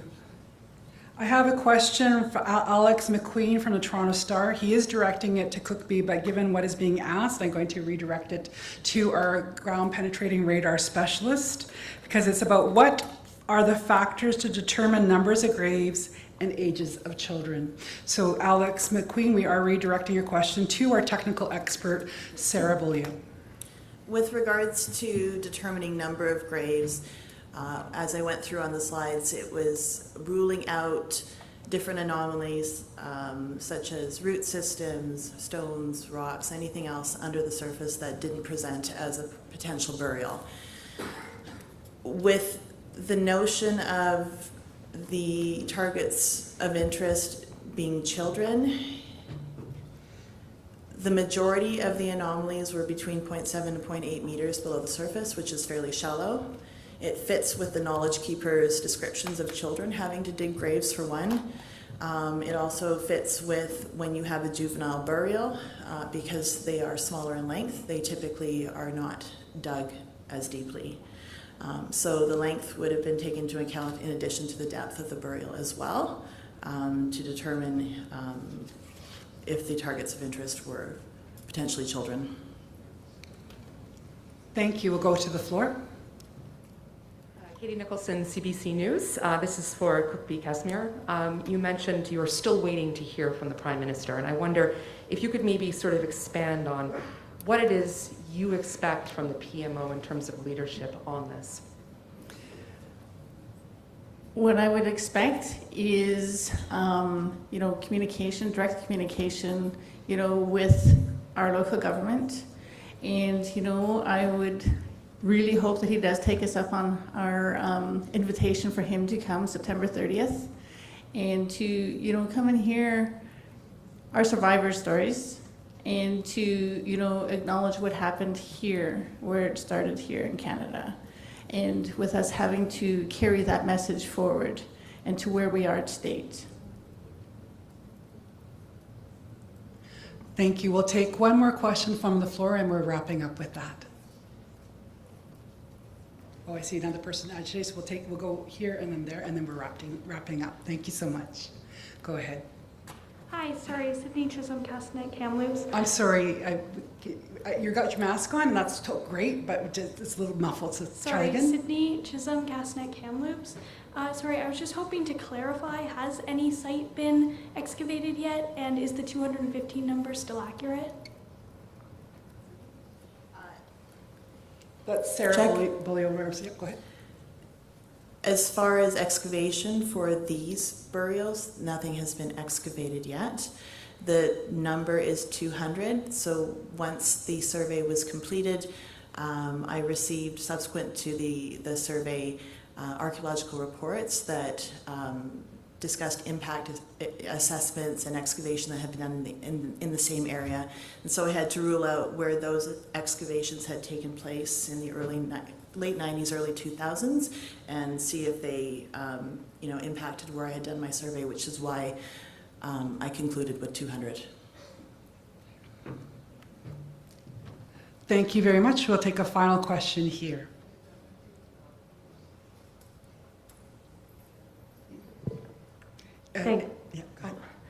Thank you so much. This is Kim McRail from the Wall Street Journal. This question is for Dr. Beaulieu, and I'm sorry if I'm not pronouncing that correctly.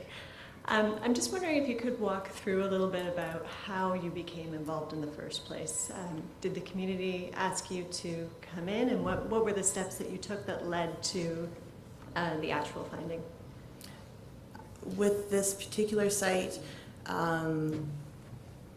when I work closely with Dr. Eldon Yellowhorn at Simon Fraser University. He's a professor in the Indigenous department there, who has a relationship with Kamloops Secwépemc here. And because of the work I've done and his knowledge of what I do with GPR, it was a recommendation through there where I was invited to survey for Tk'emlúps Secwépemc. Thank you very much to all the media, both online and in person. I am going to call up, if we still have present, all of the Kamloops Secwépemc Chief and Council back here, because we were missing a couple of our council members for that very first shot. We would like to get a shot of all of our our leadership from Kamloops Secwépemc to line up here one more time. I know so Sunny Leonard, Katie Godfredson, if you're still here, that would be great. Justin Godfredson, Marie Baptiste, Sunny Leonard, Jeanette Jules, if you could please come forward. We just want to make sure that we get that photo. And if I forgot someone, I'm sorry. It's been an intense morning. And again, thank you so very much for everybody who's joining here. You can make the noise that you wish. We're just going to take a photo up. We're going to take a tiny break for, I believe, our very first interview is with CBC National over here. If you want to set up over there, for the one-on-one interview, and everyone else that we will try and do our best to accommodate all